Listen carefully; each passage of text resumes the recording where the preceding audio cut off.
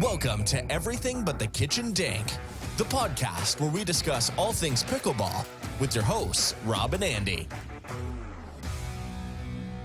Welcome back to Everything But the Kitchen Dink. Welcome back, everybody. Very excited for this one today. I'm in pain. We'll get on to You've that. dragged me to do this podcast. You wanted to just do nothing today. I did want to do nothing today. Yeah. I could tell. Yeah. I could tell. We've got nothing. You couldn't be further from the truth. We have got so much. I can't believe every week. Yeah, we've got a lot. That we have so much. We've got a lot. Yeah. But a lot's happened in the last week, hasn't it? Yeah. We'll get on to that. Go on. But thanks everyone for listening. If you're new to the podcast, because I spoke to someone this week who was new to the podcast, and people generally start from the more recent ones. Yeah, they do. Don't they? They don't start at the beginning. They start from where we're up to. So if anyone's new, I'm Andy. And I'm the injured Robert. And thanks for listening. Yeah, I really appreciate it. And you've had so many comments, haven't you? Well, we'll get on to that. Right, okay. We'll get on to that. Okay, but thanks for listening and thanks for all your feedback. Yeah. It's been great. Like I said, it's been a busy week. How are you feeling? Well, we'll get on to that as well. Right, okay. We're getting on to everything. We're getting on to everything. Well, let's just talk about the week that we've had. So we played in the Northwest teams. Yeah. Okay. So there was a bit of pressure on us. We had, we've been crying out for something like this for a long time. It's a team league. It's all around the country now. I think. Is it? Yeah, I think there's a lot going on around the country. So we've finally got our own Northwest team league. So it's a team of 4. Yeah. And it's been going, about 6 months now? Yeah, and we've been in Division 1 for the whole time. I think there's 9 divisions or 8 We've divisions. been at the top of Division 1 for most of the time. I think we've only lost, come second once, but I think we've been top otherwise. Yeah. Which is great. Last month, when you cried off and Tracy cried off, we came second. Yeah. So there was a little bit of pressure coming in because what's happening is, although there's 8 divisions, I think the standard isn't fantastic all the way through. But when you get to Division 1 and 2, a lot of teams are starting to find their place now after 6 months. So it's getting harder and there's harder. Teams moving Division up 1. as well that are really good, that are coming through into Division 1. Yeah. So, it is really good. And really the usual problem with us trying to get females, which is always the problem. Well, just trying to get a team generally. I mean, the next one in January, I'm away, and there's only 3 people put their names down so far. Yeah. So we're struggling to get a team out for the next one. It's difficult. It's really it all comes back to trying to get more people into pickleball. But anyway, so we had that was all last Sunday. So it was good. It was good. After the sort of downs of the nationals, that we didn't feel we represented ourselves, and it was a big day. We were excited, a little bit nervous. But we smashed it. Yeah, we did. We played really well. I'm going to sneeze. Excuse me. Did your mum ever say you sneeze on the truth? Yeah. Yeah. Well, you sneezed on the truth. We smashed it. Yeah. We were brilliant. We were brilliant together. We both had an Indian the night before, didn't we? Yeah. Well, it's always good preparation, isn't it? Yeah. So I think one of the games, I did lose a game after sitting on the toilet for 20 minutes in pain. So I was actually getting a bit worried because we were on court and you weren't anywhere to be seen. No. So I'm putting that loss squarely on that because I wasn't feeling great at that point. Fair enough. But yeah, thanks Mogul for my loss. Local really Indian. Nice. Yeah. But it was good. It was how I've talked in the past about this. I go within myself when I play certain players who I feel that I'm not, I know I'm there, but then when I've had a series of losses, and I've had this all the way through my pickleball career, there's been people in rec play when I know, even you at one point, when I would come up against you, I would sort of be defeated myself. And then I've had that throughout, and then I've gone on to beat these people. And, it was almost like in the nationals when I played a pair and I knew I wasn't on my game, I knew I wasn't going to win, and I didn't. So this pair, you're basically letting people get into your head before you even started the game. Yeah. Maybe because sometimes you think they're better players than you, and it just gets to you. But you need to be overcoming that now. Yeah, and I think when we went to the Nottingham tournament, that was a big landmark for us when we won that silver. And in this one, we needed to beat a certain team that we knew we would win the league if we did. And there was a pairing that absolutely battered me last month. Right. So I was going in excited. I know. Oh, I didn't know feeling, that. Yeah, right, we got battered. Right. But you didn't have me with you. No, you let me down. But even so, I came away from that game feeling that I knew what the tactics were going to be, and I just played into the hands, which is what I normally do when I get in my own head. And we had a fantastic game together. We were brilliant. I was brilliant. You were brilliant. And maybe, I think they were a little bit shocked as well. Well, I think they were a bit upset afterwards, but that goes with the territory, doesn't it? Yeah. Everyone wants to win. It's a big shame losing to me. But it was good. So I felt it was a real great pick me up after the Nationals. Yeah. And since then, you've sort of, well, we then had a Tuesday night session, which you were very sort of, I'm not sure if I'm going or not. Yeah, because I was a bit tired, I think. I just wasn't, after. You felt like you needed a break, but I felt like I had to go because obviously, I need to show my face at the club. But then you were leaving for a tournament. I was loaning you out for a tournament the next day. So it was a bit of a quandary, but as always, when you shouldn't play, you play. Yeah. But we actually had a good session. Yeah, it was a good night. A couple of good games together. We finished off with a great win. I know it's only rec play, but it was a great win, and we felt good about ourselves, and it was good for you to go away to Southampton to take that with you, which is still going on as we're talking. It's the European tournament. I'm really excited about this. I've had it on this morning watching, but let me just talk about my little experience in Southampton. Okay. So I went on the day after rec play on the Wednesday. I went down. I was going to drive down, but I ended up going on the train. Well, it was a bit of an awkward one for you, wasn't it? Because people had pulled out. Yeah, there was people pulling out. I had to find a mixed partner, which I did, and I was going to drive. The weather wasn't great, and I thought, you know what? You don't really like driving, do you? Not Let really. alone on your own. Not really, yes. For what, 4.5 hours? And also with having an electric car, I thought I'm going to have to stop and charge for a bit, and it's going to take me a while. So I thought, you know what? Sod it. I'm going to get the train. And I'm glad I did, because 4 hours 20 direct. I was in Southampton, and everyone else wasn't cancelled.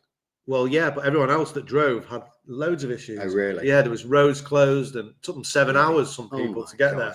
So I've made the right decision, and the train station is literally 10 minutes from the hotel. So and how was your train experience? Yeah, I'd booked a table. So were you first class? No, I'm not like you. But it was fine. It was fine going. I had different people, because it's a long journey. You get different people coming to sit with you. Okay, but lots of stops. Loads of stops. But yeah, it was fine. It was fine. Had a sandwich. Was it smelly? Do you know what was really good? Like they normally have like a cart where you go and get a coffee. Yeah. They came round with it. Really? Like on a plane with a trolley. I never knew that. Yeah. It was because amazing. who wants to get up and leave your bag there? Exactly. Or take your bag with, or come back and there's no Especially seat. when you're on your own and you've got no one to look after it. So the other thing was I was desperate for a wee, but I couldn't go because I didn't want to leave my stuff. So in the end, I had to. I just took my bag with me and went for a wee. Right. After your experience in the van, I thought. I mean, I don't leave anything now. No, but it was great. They came round with that trolley. Must have been 3 or 4 times, which is brilliant. So I did get a coffee off it. Just a coffee? Yeah, because I already bought a sandwich. Right. What was in your sandwich? I can't remember. Let me guess. Go on. It was cheese. No, I think it was tuna going on. Right. Okay. Anyway, so I got to Southampton. What time did you get there? It was about 4 o'clock-ish in the afternoon. And then I went, it was freezing, but I had to walk over to the event to go and look. And there was a few people there, and they were setting everything up, and it looked absolutely amazing. 2 sides of tennis courts converted into pickleball courts. Done a great job. It's actually a really good venue there in David Lloyd, because I think it's the only David Lloyd in the UK that has a separate non-members area. So, when you walk in, if you turn left are the barriers to sign in, and if you're a David Lloyd member. Okay. And then if you turn right, there's another little bar sort of rest, little cafe, and then more tennis courts and stuff that you can access. So you don't have to be a member. I don't know how it works, but they must hire it out for non-members. Right. Okay. Which is great. Luckily, I'm a member, so I could go both ways. Right. So just explain what this whole thing in Southampton is, because I think it's quite exciting. Well, yes. So basically, it's European Championships. So it's all teams over Europe that are playing in this. So the top players from every country in Europe entered to play in this tournament. So they had before it the pre-tournament, if you like, which is the one that I entered. Right. So everyone's down there. They might as well have a tournament 2 days before that. That's the attitude. I guess so. And yeah, so it's just started actually this morning. The opening ceremony, which I mentioned, looked fantastic. I guess we're lucky that it's in England. It could have been anywhere. Well, it will be next time. I think we're the first to host it. Right. Okay. So next time it will be somewhere else in Europe, which is very exciting. Yeah, it is. Because if it's in like one of these places that I haven't been to, I'll be very excited to go. So talk about that's the whole tournament. So it's a 4-day I'll talk about event. that. Yeah. So talk about your experience. So my experience first was got there, went over, met a few people, had a few chats, and then walked. But I wasn't playing until the next day. So right. Okay. Any chance of practice there? No chance of practice. Really? Yeah. There was literally just setting up. And I wasn't on till 1:30. So actually 1:40 the following day. Okay. People were starting at 8 o'clock in the morning. So there's literally no time to practice for anybody. So you're going again from badminton courts playing regularly with indoor balls back onto the tennis courts with the outdoor balls, which really you could do with a good hour of warm-up play. Right. Or a good practice. I think you're probably at an advantage having the morning session because you can get there before your game starts. You could get there. I think it opened at 7, so you could get there about 7ish and get on the court to have a bit of a knock around. But if you're at 1:40, well, we didn't have a chance. No. I literally got on the court. Had about 2 minutes to hit the ball, and then you're off. Which I guess it's the same for everybody. Everybody's in the same boat. How strict was the warm-up enforced? Because no enforcement. No. So do you feel like you just want to get into it? Because I know top players now, they want to practice every single kind of shot in their warm-up. And I guess that can take about 10 minutes. Yeah. They want to do drops. And there's no time for that because then the whole day becomes sort of behind schedule. So you felt that did you just want to get started, or did you feel that there was just no point in even doing a warm-up? Yeah, you hit a few balls and then you think, well, what's the point? I might as well just get started. Right. Are you always the one that initiates the start? Pretty much. You know how impatient I am. Yeah. I just want to get going. I've got to tell you though, and I don't know why this happened, but I was the most relaxed I've ever been on a pickleball court. Right. I wasn't stressed. I wasn't anxious. I just was really chilled. I think maybe outside of the Open and the Nationals, maybe it's just not as stressful. Maybe we put more pressure on the Nationals. I don't think I'm putting pressure on myself at all anymore. Yeah. I think that's it. I think something just switched, and it's like, why am I putting this pressure on myself? It's, most people don't medal.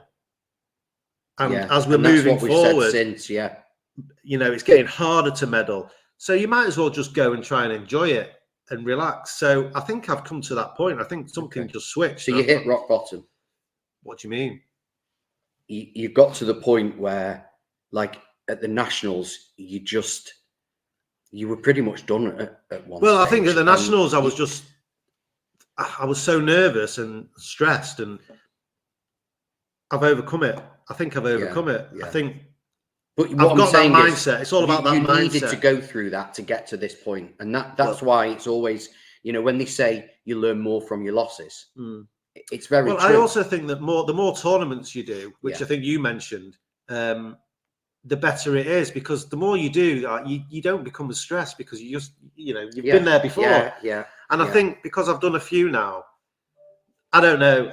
We'll wait till the next one and see how I am. But I felt relaxed. I felt good.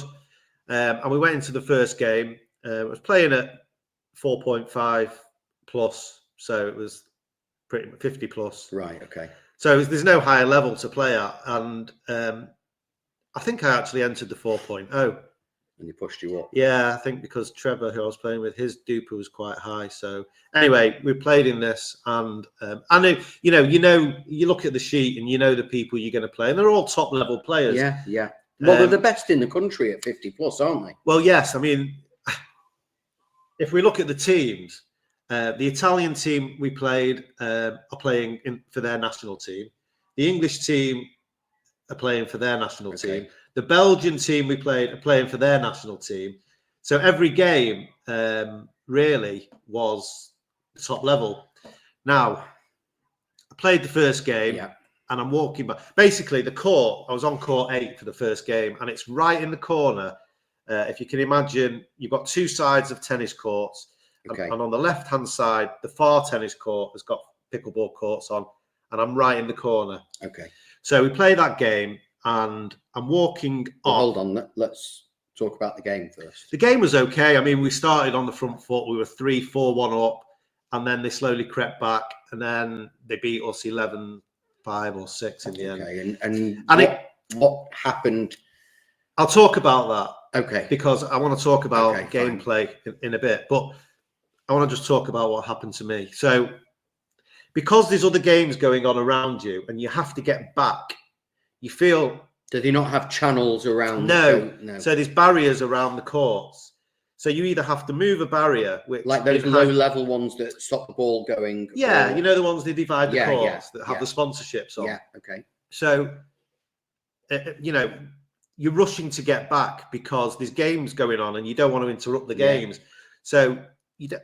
I mean, in hindsight, I should have moved the barrier to one side, but you don't, because there's a game on the right, there's a game on the left, and you have to wait till their point has finished for you to then move, and you move quickly. Right. Okay. So I put my leg over the barrier. They're not that high, are they? They are higher than you think. Right. Well, no, I can get my leg over a barrier anyway. I'll put my leg over, and then my back foot must have caught the back of the barrier. Right. Okay. The next thing I know, I'm tumbling, spinning, and there's a game going on. You're falling into an active court. Well, no, they've just finished the point, right, so that's why I was rushing to get back. And tip. I mean, I went, and not only that, there was a group of people watching this game and saw me go. I mean, and the embarrassment is one thing, because you always feel like. Was everyone laughing? No, I don't think so. I mean, there were probably a few. People do laugh when you see something like that. Yeah. But actually, I did really hurt myself, and I just remember being picked up by one of the guys that were playing on the court. Really? Yeah, he put his hand out. I saw this hand. It was like, when you're seeing stars, and then this hand comes from nowhere, and I'm grabbing this hand. Oh, I feel for you. It was awful, and that is. Was that your most embarrassing moment as a pickleball player? Yeah, absolutely. But then I spoke to a lot of people. I mean, a lot of people saw it, but the amount of people that have said, that's happened to me. I've done exactly the same thing in previous events, where they've climbed over the barrier and just tripped. Do you not think they're just trying to make you feel better? No, I think it does happen to a lot of people. And I limped off. It took a few minutes. Were you in pain instantly? Yeah, instantly I was in pain. And I basically limped off, and I didn't know really what I'd done. I was in a lot of pain, and they have. Did you hit your head? No, but today my arm and my side is really painful. So I didn't even notice that because of the pain in my foot. But I'll tell you about that. So I went up to someone said there's a first aid room upstairs. Yeah. So I walked into the first aid room. I limped into the top. Right. Okay. And I said, I've just fallen. I've hurt my foot. Have you got an ice pack? Like, can I put an ice pack on it? So the guy turns around to me and says, well, are you going to carry on playing? So I said, well, I don't know. I said, it's just happened. My foot's killing me. Was this wasn't a nurse or anything? There were two ambulance people. Oh, really? Yeah. In the green outfits. And I said, can I put an ice pack on it? Well, he says, well, we've only got 4 ice packs, and I don't really want to give them out. How many competitors are there? Well, there was 600. But that's not the point. You might not get another injury all day. The point is, I've injured myself. Give me an ice pack. So I said, look, I don't know if I'm going to carry on playing because my foot's hurting. Yeah. I need to I've got an hour till the next game. Yeah. I need to give it a chance. Yeah. Can I have an ice pack? Again, he says, well, do you understand? He says, I can't give an ice. I said, well, I don't really understand because that's what you're here for, to like help me. I'm injured. Give me an ice. Anyway, he won't give me an ice pack. That's incredible. So I walk out that room and I go to the reception and I said, I've hurt my foot. Can I get some ice from the bar to just put on my foot? Well, we can't really give you ice. I said, what are you talking about? Well, we have to fill out a full medical report, and we don't really want to do that. If we give you ice, we're going to have to give you fill out a full medical report. So at this point, I'm like, what's going on here? So I said, can I have a Diet Coke, please, with a cup of ice? Why don't you just ask for ice water? Yeah, well, I've had a Diet Coke as well. But that was the only way. That's insane. So I got the ice. I put it in. It's bordering on scary. It is. I got the ice, put it in a napkin, and put it on my foot. Right. I actually went in the other bit, the David Lloyd bit. The members go in just so I could take my shoe off and my sock off, right, and do it and sit down. And is it swollen? So yeah, moving on from that. First of all, I mean that's pretty disgusting. It is, isn't it? From an event with 600 people. It really is, isn't it? I mean, I was. Did you not mention the podcast? If you'd have mentioned EBTKD, you'd have got an ice pack, surely, and a coffee, probably. So I went, and then you must have been disgusted. I was, but I was in that much pain. Or shocked even. It's only afterwards that I thought about it because I was in that much pain, and now, anyway, it never got any better, my foot, but I didn't want to let my partner down because obviously it's a long way. It's a long way. We've never played together before, and I just felt really bad. So what was he saying? He was like asking me, "Are you okay? Can you carry on?" And I was like, "Well, I don't really know." So I thought I'll go into the next game and just see how I go. Right. Okay. I mean, it was a disaster. Was it getting worse and worse? Yeah, it was getting worse. I mean, I couldn't even, like trying to get up to the line. I couldn't get up to the line, so I was being exploited, and it was just. I carried on. I played the next 3 games, and we actually won the last game. I don't know how, but I think actually I do. I think I managed to see. I'm just going to give Claire, if you're listening, a shout out because I went to see a lovely lady who's a pickleball player, but she's a physio, and she actually strapped my foot up. She did a load of tests on it. It didn't. How many really bandages help. did they have? 3. Well, at least she gave me a strapping. It was her own. Yeah, it was her own. Right, okay. She helped me out, and it actually got me through the last game. But after that, I was in agony. I went back to the hotel. I pulled out the next day. And I guess it's the kind of thing that gets worse and worse, and then the next day, I knew you probably know it's going to be. People were saying like, "Do you think you're going to be able to be all right?" And I said, "Look, I know it's going to be killing me in the morning. I know I'm not going." Yeah. And I was right. I could hardly walk. Did you sleep in the morning. all right? Did it keep you up? It kept me up. I took ibuprofen. I put gel. I did everything. And then basically, I was supposed to get the train in the evening after I played. I got the first train back, which took me nearly 6 hours in the end. And we're here today, which is the day after, and I'm limping around. What time did you get back yesterday? I actually got back about 3:30. Okay. And then it took an hour to get back from the station. I mean, but listen, with having the snow this week, you're lucky the snow didn't carry on. I just had to get back. Because then you could have been stuck there. Yeah. And I thought that, and I thought if I need an X-ray, which I might go for today, I don't know. We'll see how it goes. But I mean, I think if you're walking, then I think you're probably okay. I'm walking with a limp, but we'll see. If it's a week later or 2 weeks later and you're still struggling, then maybe. I just feel really bad because I let my partners down, and also someone had helped me fill in for me. I managed to get them another partner, which was fine. Right, but okay.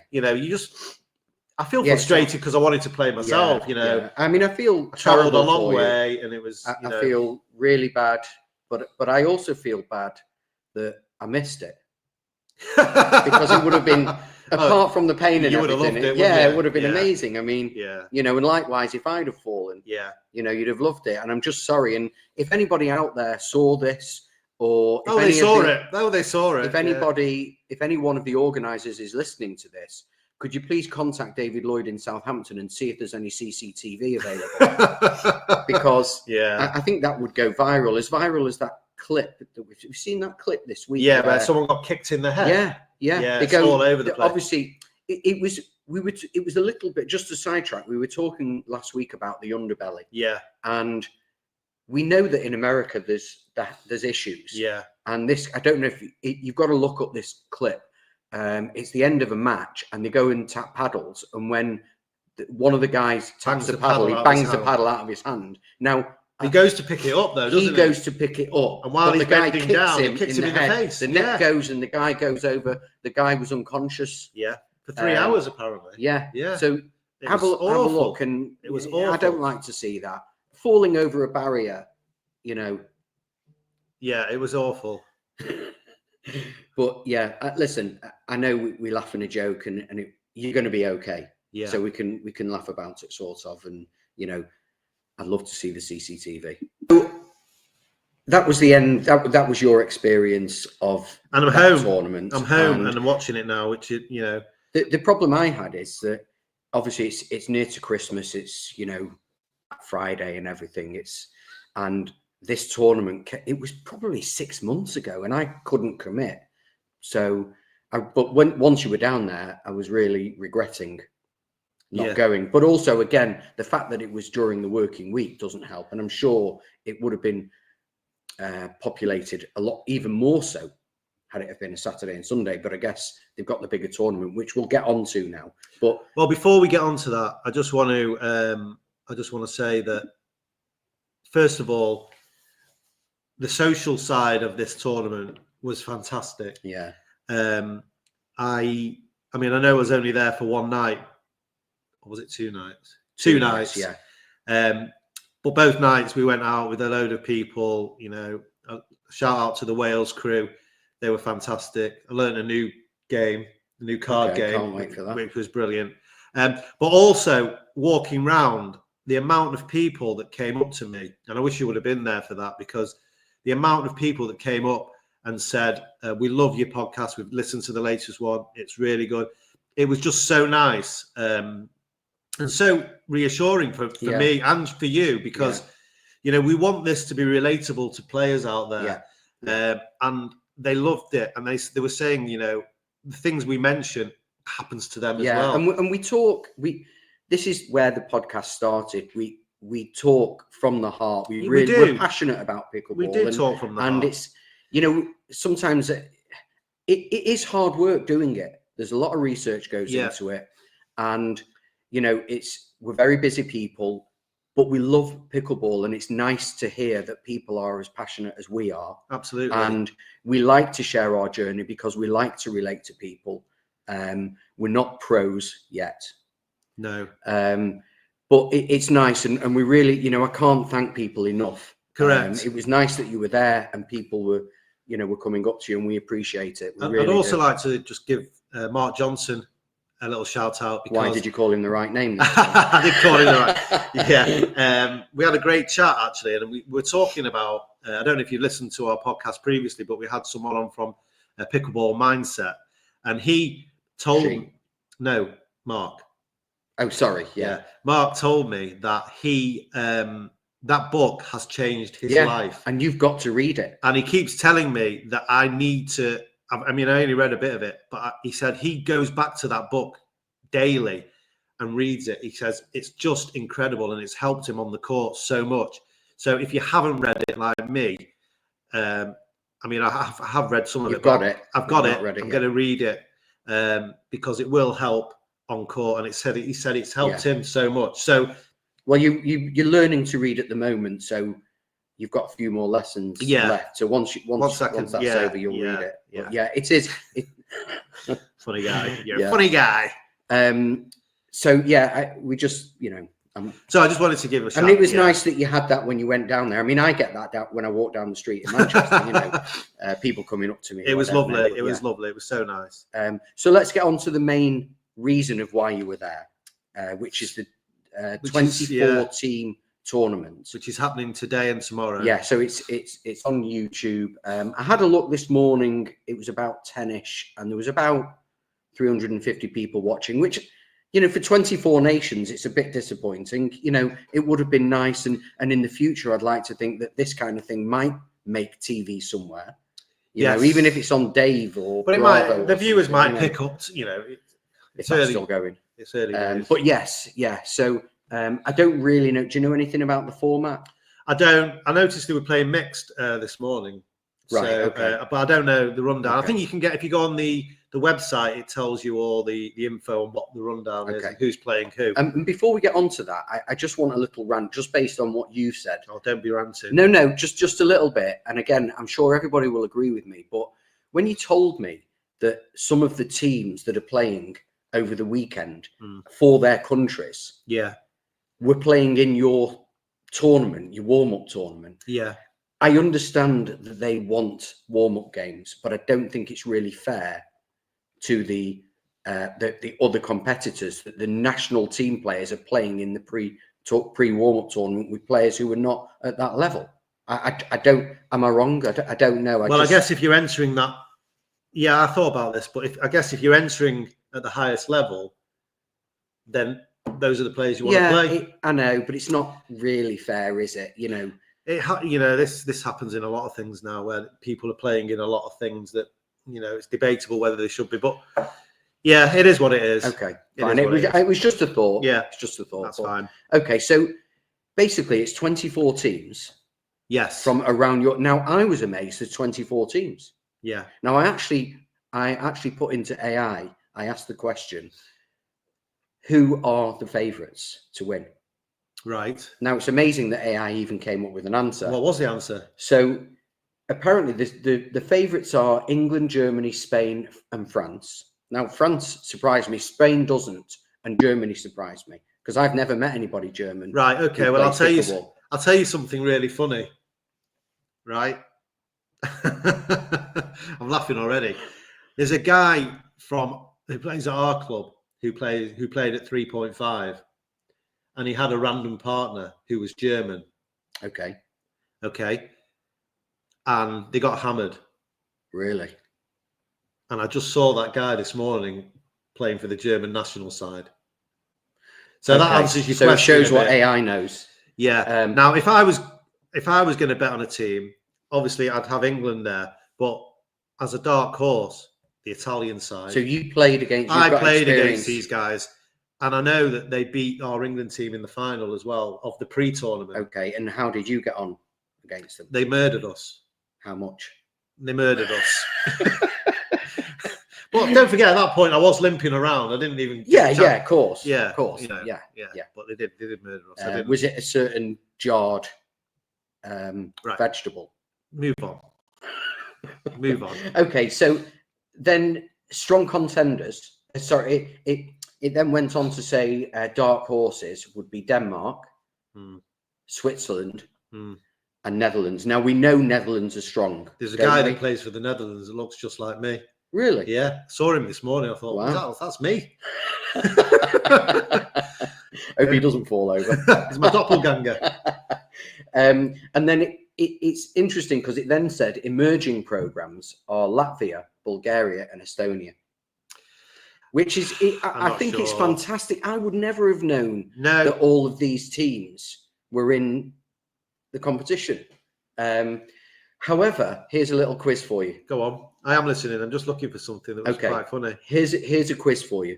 I've just named 10 teams. Can you name the other 14? No. Give it a go.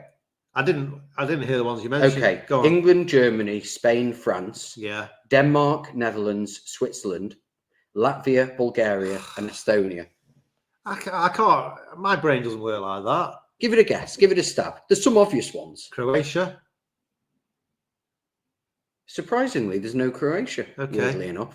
Sweden. Do you say Sweden? There's no Sweden. Norway. Denmark. Denmark, we've already said. Norway. Come on, you can do better than this. France. There's some you've played against. Italy. Italy, yes. There's some you'll never get. I don't know. There's some obvious ones. I mean, obviously there's Scotland, Ireland, Wales. There's Austria, Belgium. You've already played them. Belgium we played. We beat them. Yeah. Czech Republic, who we've seen this morning. Finland, who you played against a couple of Finnish guys in the Open, didn't you? Yeah.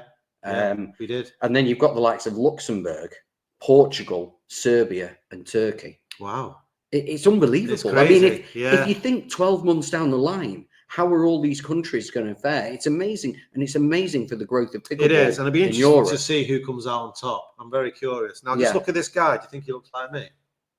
Yeah, he does. Yeah, it's another double. He does canal. Show the camera. I mean, if you're looking on YouTube, he does Canal Boat Diaries.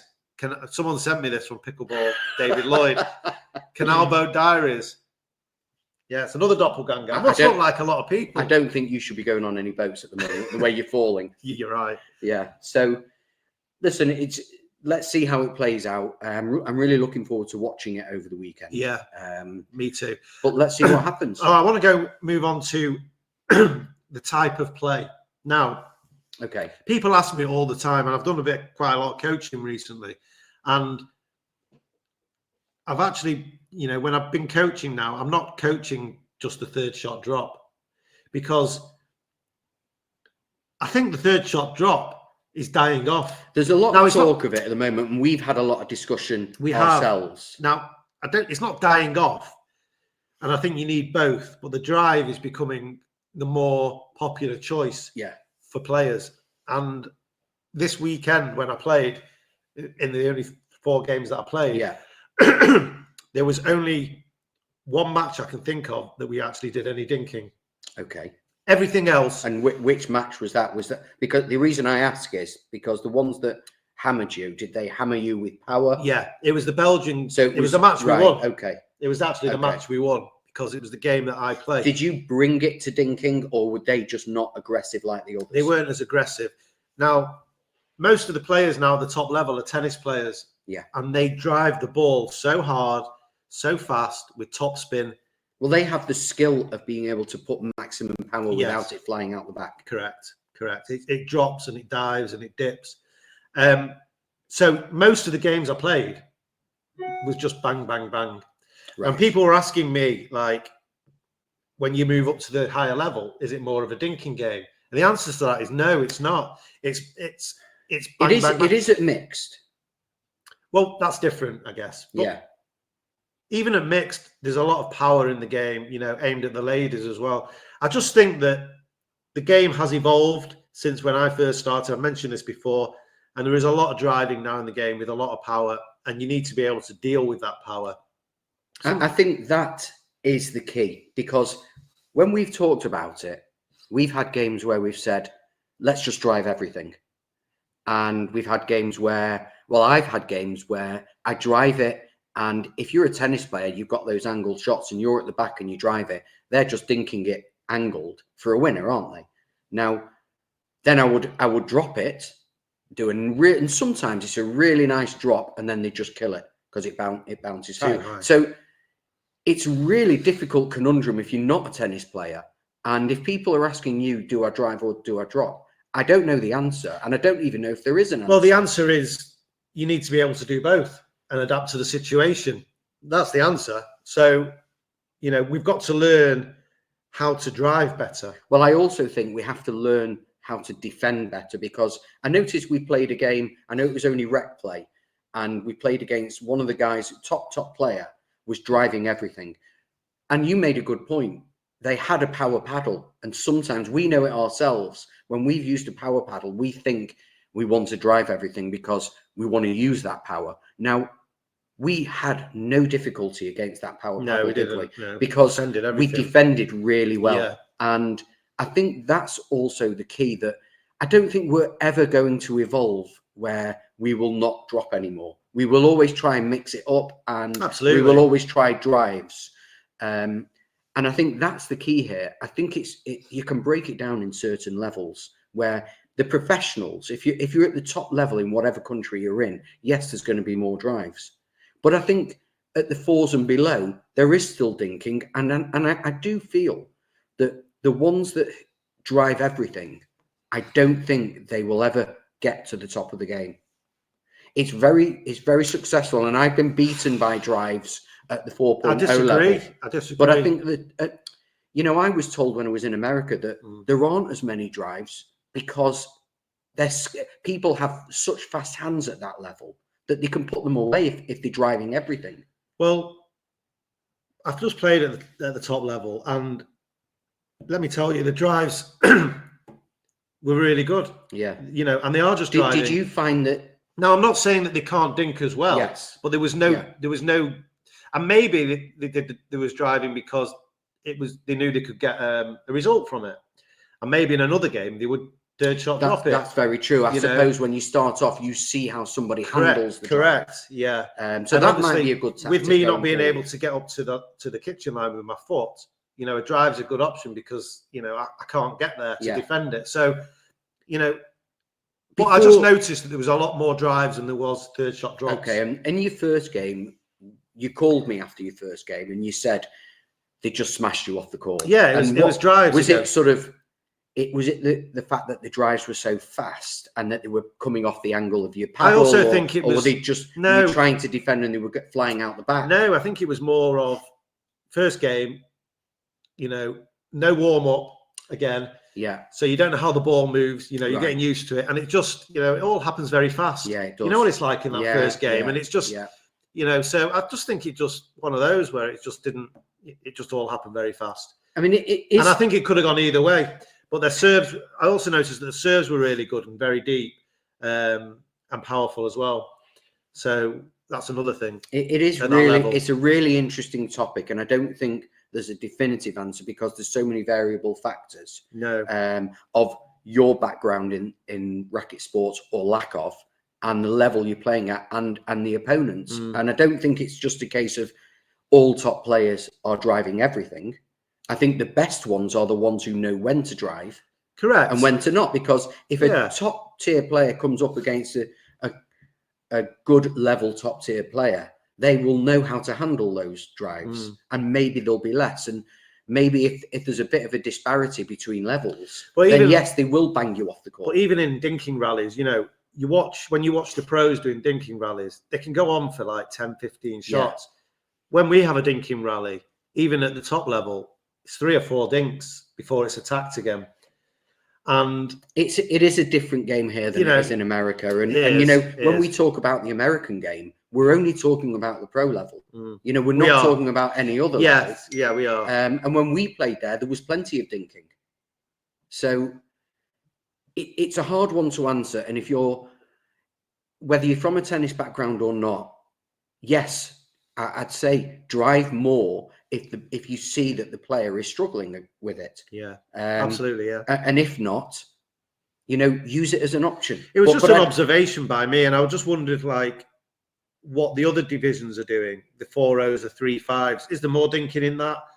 Just let me know, because I'll be interested to know. Is it just drives? Is it, you know, is it just whacking the ball?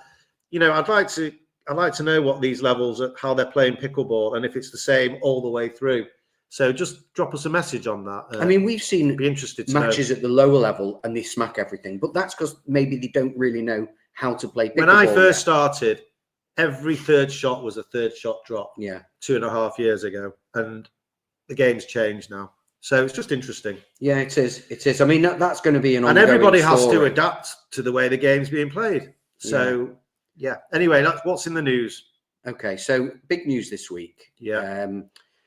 I saw that there was an IOC, International Olympic Committee, announcement officially recognising pickleball as a sport eligible for Olympic competition, which is amazing. I mean, you know, we've had the Olympics this year, and because we've had the Olympics this year, everybody's been talking about pickleball as an Olympic sport. And I don't know if you know, but the next Olympics is in America.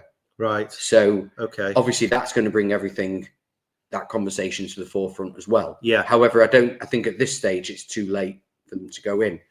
But we've also talked, some of our guests have said that it's a long way away, but this is a major step. And obviously it's the job of the International Olympic Committee to get all ages engaged in the Olympics. And that's why they've introduced things like the skateboarding and things like that, because they want younger people. And it's interesting because pickleball still in this country, for the people who are ignorant to it, I don't mean that in a bad way, just people who don't know the sport of pickleball well, they still think it's an old person's sport. They do. But the Olympic Committee in America, they think this will actually help drive younger people to be watching the Olympics. Okay. So it's completely the opposite, and it's really interesting. However, they still need a recognised international body for the sport of pickleball, which they don't have. And they need standardised rules across. And I'm not sure that there are standardised rules across. I know some of them have different serve rules, don't they? Well, it's funny because I watched a whole video yesterday on serves and how, the different divisions in America have different serve rules, which is causing all sorts of problems. And then there was a talk about bringing in the drop serve like paddle do, which would actually eradicate all this problem. I wonder if paddle started that way or it's evolved to that. I don't know, because I'm not really into. I mean, I played paddle once, and I just know you drop the ball to serve.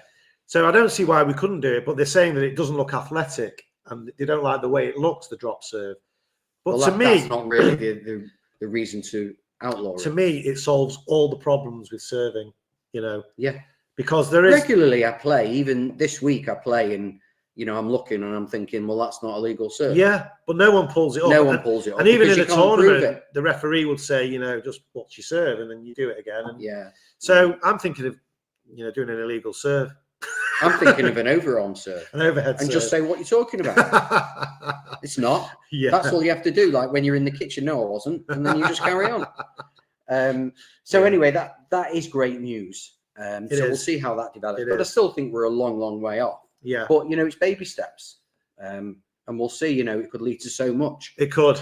The other thing is that I read a report that the growth in the USA, this is just for the USA, is still absolutely phenomenal, which you would think because, how long ago was COVID when it was the pickleball boom? 3-4 years ago, 5 years ago? And it's still growing fast, and they are still crazily running out of court space there. So incredible, isn't it? Unbelievable. It's incredible. And here's the key thing. And generally, I find that whatever it is, the rest of the world follows America a few years later. And they think that the most represented age group in 2023 was 25 to 34. That's interesting. Yeah, which is amazing. And there's 1 million players under 18. I've just noticed it says episode 87 on there. On the YouTube. Well, if you're watching this on YouTube, it's 88. Yeah, clearly there's not that much work that goes into it. But yeah, it's amazing. 1 million players under 18 and 13.6 million Americans are playing. Wow. And do you know how many play football, soccer? No. 14.1. Wow. Isn't that unbelievable? What's unbelievable? That's not in my notes. Yeah, no, I added it because I added the quiz that you failed miserably at with the countries as well. I should have done the flags. That would have been fun. Yeah, that would have been good. Yeah, the flags. But so we're going to do a paddle review before we finish. Yeah, let's do a paddle review. I've been waiting for this one. I wanted to get I use this paddle. Well, do you want to introduce it first? It's the Gearbox Pro Ultimate. No, we've already reviewed the Power Pro. We did. This is the one that I've been using at the moment. Now, I used this one once, right, about a month ago, maybe a bit longer, and I could not. I begged the person to sell it to me. Yeah, you did. Yeah, they wouldn't. They wouldn't. Yeah. So we've gone out, and thanks to the guys at Gearbox, we've got one. Yeah, got one each. So just to give you the specs on it, the weight between 7.8 and 8.2 ounces, length 15 and 7/8. It's nearly 16, isn't it? Yeah. Really much. Width is 8 inches, and the grip size 4 1/4. Now, let me just tell you, it's the first time I've used it with the Franklin X40s. Oh right, okay, yeah, that's interesting. And you know when you play indoor and you hit a ball for a serve, and I felt that I don't get that much power on the serve. We did say that different. That's interesting. With the X40s, the power and the depth on the serve was so much just better. To explain, the X40 is an outdoor ball, and generally in England we're using indoor balls because we play inside. Yeah. But when you go to a tournament, they're generally inside, but on tennis courts on an outdoor surface. Correct. So we always use outdoor balls. So my experience with the outdoor balls, the paddle was brilliant. You know, it really felt good. You've liked it indoor. You've used it, actually. I love it indoor. You used it in the league. You used it at the tournament we won. Yeah, I'm using it all the time now. I'm sticking with it. Which actually is a phenomenal endorsement. If you're looking, it's like when you've got a professional athlete endorsing a product with the quote underneath. Yeah. All it needs, Gearbox just need you saying, I kept this paddle for 2 weeks straight. And that is like, people in the pickleball world will be like, oh my God, Robert never changed his paddle. It must be good. I had this thing about, different paddles for different courts and balls. Yeah. Well, this one, I've got to say, works for everything. So I feel like I don't get as much power indoor. No, but having said but that, more control, which is great, so I really enjoyed the paddle. It's a 16 mil. So it's the one I used before was the Power Pro. Now that was phenomenal. I mean, it was scary to face it. But you lost something with it. Like you lost control with it. Yeah, sometimes it just did what it wanted. Didn't it just hit the paddle and just fired off it. And some people say, well, I can take that because of the other side of the game that it gives me. Yeah. Which cutaways and things like that. And serves even. Yeah, I get it. And I've still got that in my bag. Yeah. So, I'm not getting rid of that. But this paddle is more of an all-court paddle. So it gives you everything, the control, the power. It's got great spin. But it also has that sound, the illegal paddles. Yeah, it has a different sound. It's hard to explain it. It's almost like there's a distinctive pickleball sound, and it's a soft. It's like it's dampened. I actually feel that the Power Pro version has a different sound to the Ultimate as well. More of a So you found that got the level was increased 25% when you were playing with outdoor balls. Yeah, I got more power with the outdoor balls, and you found you still had the same control. Yeah. I found it really good. Obviously, I didn't give it much of a go because obviously I couldn't play very well with my foot. Were you holding it when you tripped? Yeah, I was actually. So is it all right? Well, it's actually got mark on there. Well, I clashed paddles as well a few times. Yeah, as well. So. I mean, it's not got an edge guard. It's edgeless, no, but it does I could have put one on. There is an edging to it. Yeah. So although it's been bashed, I would say it's quite durable. It is as well. Now you've got the other Power Pro, which I'm actually there's two Power excited Pros to use. I'd like to try and that. It's the Integra, so I will be using that in the future. It's the same as the Power Pro, but just a little bit shorter, and I guess that gives you more hand speed as well. Yeah. However, my thoughts on this paddle, my excitement to get hold of it was very well justified because I keep turning around to you in between, after points and saying, "Oh my God, the control on this is amazing." And yes, you can pop it up from time to time, but you can do that with any paddle. However, even indoors, the putaways, I'm still getting great control and power on them. I feel like my serves don't really have any more power, but I'm not bothered about that because I've noticed that if I'm serving deep enough, that causes more of a problem. But I just love it. Now, the only downside I would say is it's quite high price. Yeah, they're like 275 It's quid. It's $275. I'm not sure what it is here. Well, you can't get them here. Well, you can. I think there's only one place that sells them, but right. I'm not sure what price they are. So I love it. It has I don't think the learning curve. It's not for a beginner's paddle, I wouldn't say.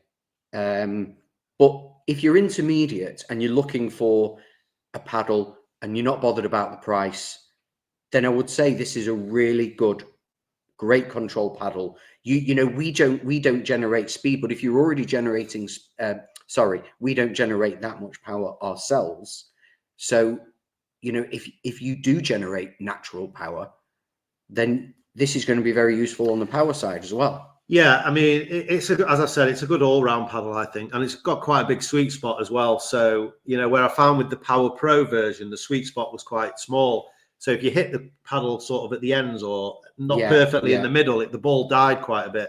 But with this, I think it's more forgiving as well. So we haven't put any. You say it's not for a beginner. Either, I think it's for everybody. I think I mean, I don't know if a beginner would want to spend that amount of money, but if money is no issue. Yeah, I mean, I found that defending bangers with this was really good as well. It was just really. It's a solid paddle. It's a solid paddle.